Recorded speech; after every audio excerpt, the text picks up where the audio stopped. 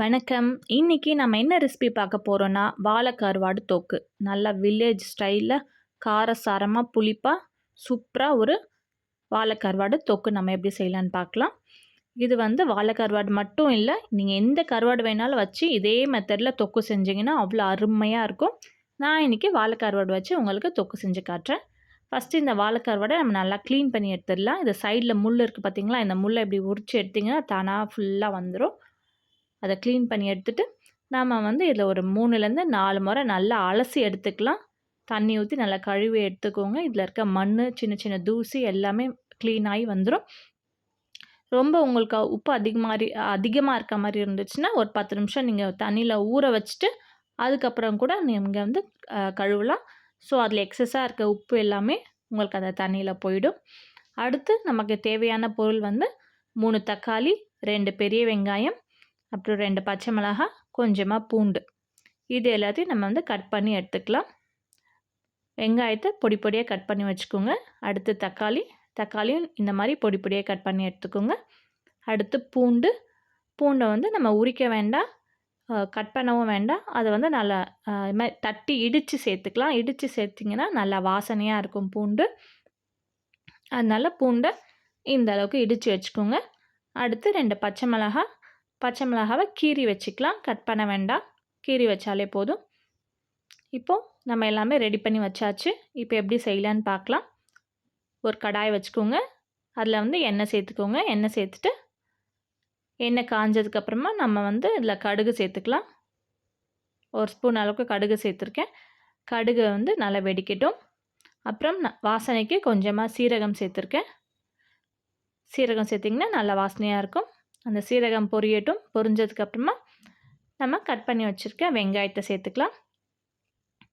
வெங்காயம் சேர்த்துட்டு நல்லா வதக்கி விடுங்க. வெங்காயம் வந்து நல்லா வதங்கணும். இந்த மாதிரி கொஞ்சம் கலர் சேஞ்ச் ஆகிற வரைக்கும் நல்லா வதக்கணும். அடுத்து 2 பச்சை மிளகாய் சேர்த்துக்கலாம். 2 பச்சை மிளகாயை சேர்த்துட்டு நல்லா வதக்குங்க. அடுத்து நம்ம வந்து இடித்து வச்சுருந்தோம் இல்லையா பூண்டு, அந்த பூண்டு இதோட சேர்த்துக்கலாம். பூண்டையும் சேர்த்துட்டு நல்லா வதக்கி விடுங்க. இது எல்லாமே எந்த அளவுக்கு வதங்குதோ அந்த அளவுக்கு நம்மளுக்கு தொக்கு நல்லா டேஸ்ட்டாக இருக்கும். அடுத்து நம்ம கட் பண்ணி வச்சுருக்க தக்காளியும் சேர்த்து இதோட நல்லா வதக்கி விடலாம். இது எல்லாத்தையும் சேர்த்து நல்லா வதக்கி விடுங்க. அடுத்து மிளகாய்த்தூள், நம்ம வீட்டில் அரைச்சி வச்சுருப்போம் இல்லையா குழம்பு மிளகாய்த்தூள், அந்த மிளகாய்த்தூளை இதோட சேர்த்துக்கோங்க. நான் எனக்கு 1 ஸ்பூன் அளவுக்கு சேர்த்துருக்கேன். நீங்கள் உங்கள் காரத்துக்கு ஏற்ற மாதிரி சேர்த்துக்கலாம். அடுத்து மஞ்சள் தூள் 1/4 ஸ்பூன் அளவுக்கு சேர்த்துருக்கேன். இது எல்லாத்தையும் சேர்த்து நல்லா வதக்கி விடுங்க. இந்த மசாலாவோட பச்சை வாசனை போகிற அளவுக்கு நல்லா வதங்கட்டும். நான் இன்றைக்கி உப்பு சேர்க்கல. அப்புறம் கொஞ்சமாக தண்ணி சேர்த்துக்கலாம். இந்த வெங்காயம் தக்காளி வதங்கிறதுக்கு நம்ம கொஞ்சமாக தண்ணி சேர்த்துக்கலாம். தண்ணி சேர்த்துட்டு இதை நம்ம க்ளோஸ் பண்ணி வச்சிடலாம். இது ஒரு 10 மினிட்ஸ் நல்லா வேகட்டும். நான் இன்றைக்கி உப்பு சேர்க்கல, ஏன்னா நான் எடுத்துருக்க கருவாடுலேயே நிறைய உப்பு இருக்குது. அதனால இந்த கருவாடுலேயே உப்பு இருக்கிறதுனால நான் வந்து உப்பு சேர்க்கல. உங்களுக்கு தேவைப்பட்டால் உப்பு சேர்த்துக்கோங்க. இப்போ தொக்கு கொஞ்சம் ரெடி ஆகிடுச்சு. இப்போ நம்ம க்ளீன் பண்ணி வச்சுருக்க வாழை கருவாடை இதோட சேர்த்துக்கலாம். கருவாடை சேர்த்துட்டு இதை ஒரு வாட்டி நல்லா கலந்து விடுங்க. இப்போ வந்து இது ஒரு 10 மினிட்ஸ் இந்த கருவாடு வந்து நல்லா வேகட்டும். இதோட நீங்கள் கடையில் கருவாடு வாங்கும் போதே கேட்டு வாங்கிக்கோங்க, இதில் உப்பு இருக்கா, இல்லை உப்பு வந்து நம்ம ஆட் பண்ணணுமா அப்படின்னு சொல்லிட்டு. ஏன்னா தெரியாமல் உப்பு சேர்த்துட்டிங்கன்னா அப்புறம் ரொம்ப உப்பு அதிகமாகிடும், சாப்பிடவே முடியாமல் போயிடும். நான் இன்றைக்கி சுத்தமாக உப்பு சேர்க்கல, உப்பு சேர்க்காம தான் செஞ்சுருக்கேன். அவ்வளோதான். ஒரு 10 நிமிஷத்துக்கு அப்புறமா இது மேலே நம்ம கொஞ்சமாக கருவேப்பிலை நல்லா தூவி விட்டிங்கன்னா நல்லா வாசனையாக இருக்கும். நம்மளோட கருவாடு தொக்கு சூப்பராக ரெடி ஆகிடுச்சு. இதில் சேர்த்துருக்க குழம்பு மிளகாய்த்தூளும் நான் வந்து வீடியோ போஸ்ட் பண்ணியிருக்கேன்.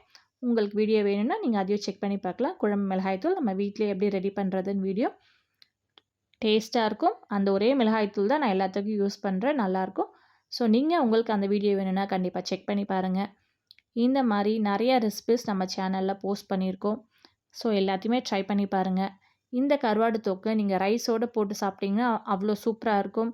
ரைஸ்க்கு மட்டும் இல்லை, நீங்கள் அந்த ரச சாதம், சாம்பார் சாதம், தயிர் சாதம், இது எல்லாத்துக்குமே நல்லாயிருக்கும். ஈவன் இட்லி தோசை கூட நம்ம இந்த தொக்கு வச்சு தொட்டுட்டு சாப்பிட்டோன்னா அவ்வளோ டேஸ்ட்டாக இருக்கும்.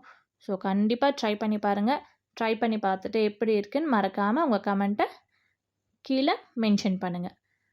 அண்ட் இந்த வீடியோக்கு ஒரு லைக் பண்ணிடுங்க. நம்ம சேனலை மறக்காமல் சப்ஸ்கிரைப் பண்ணிடுங்க.